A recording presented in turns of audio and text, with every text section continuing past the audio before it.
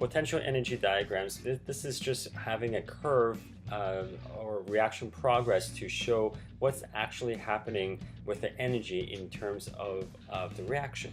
So there's basically two types. So whenever you mix anything or a reaction to occur, the reaction can either gives off heat, which is an exothermic reaction, or it can actually gain heat, which makes the surroundings colder. So here are the two example ones. How to draw these potential energy curves is that your y-axis is also always going to be your potential energy in kilojoules or joules. You notice that this y-axis, potential energy, this y-axis, potential energy. And then x-axis, this is the reaction coordinate. That means basically it's like your time or what happens before, during, and after of your reaction.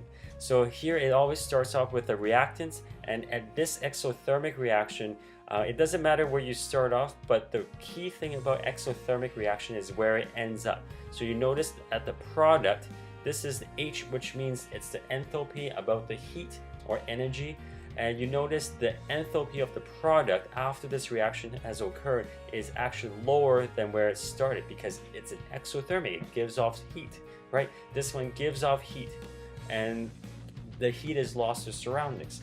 Whereas in an endothermic reaction, you're gaining heat, heat is going in or energy is going into the reaction. So when this reaction occurs, you go through this curve, this hump, and the products, the enthalpy, the energy at the products is actually more than what you started off with because you have gained energy. So what are some other information can you get from your potential energy curve? So the first thing is the amount of energy is required to start, and also the energy that is at the end of your reaction. And what makes a reaction occur is what you call an activation energy. And activation energy is the amount of energy. In order for a reaction to occur, it's the amount of energy your reaction needs. So for this reaction to occur, well, you started off with this amount of energy in your reaction, and this is like climbing a roller coaster. When you're going up, you're going pretty slow. And once you reach to the peak, this is your activated complex. This is the complex that's formed, sort of like an intermediate for your reaction to occur.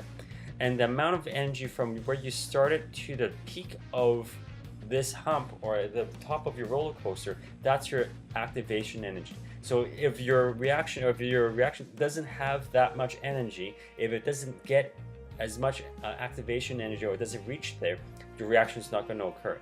Until your reaction gains this amount of energy, the activation energy, then your reaction will occur. So reactants go all the way up to the top. So this to that, that's your activation energy.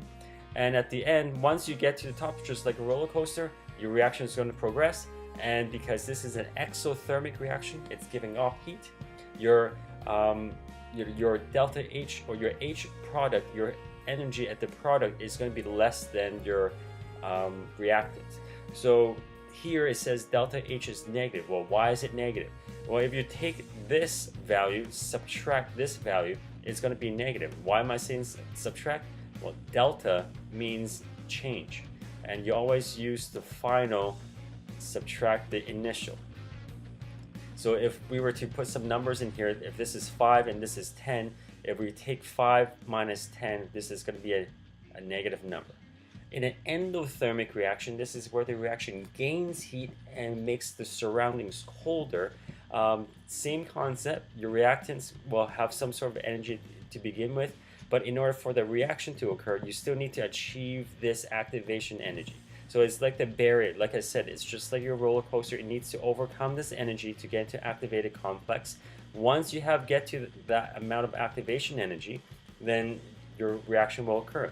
But instead of having it lower, your product energy, your enthalpy in the product is actually higher than what you started with, and because it's higher, your delta H is positive because heat is absorbed. So if you plug in some numbers, if this is 5 and this is 10, well, delta H is going to be your final, subtract the initial, this is going to be positive. So positive, endothermic, negative, exothermic. If you look at two examples down here at the bottom, we can just say that this is going to be your H for your reactants, and B is your activation energy, and this is going to be your activated complex. Very easy to to look at this. And then this is going to be your H product. And your E is going to be your, well, this is from your beginning to the end, so this is going to be your delta H, just like that. And if we want to calculate, put some numbers into this, well, what's the activation energy of this endothermic reaction? Well, we look at this, the peak is about, what, 93 kilojoules, we'll just say kilojoules, and what we started off with is 20. So from 20 to 93, so that's 93 subtract 20, that's 73 kilojoules, and that's the activation energy required for my reaction to occur. Very simple for potential energy curves. Just make sure you know how to just draw them from scratch and understand the numbers. And there you go. That's your exothermic, endothermic, and not much to it. So see you next time.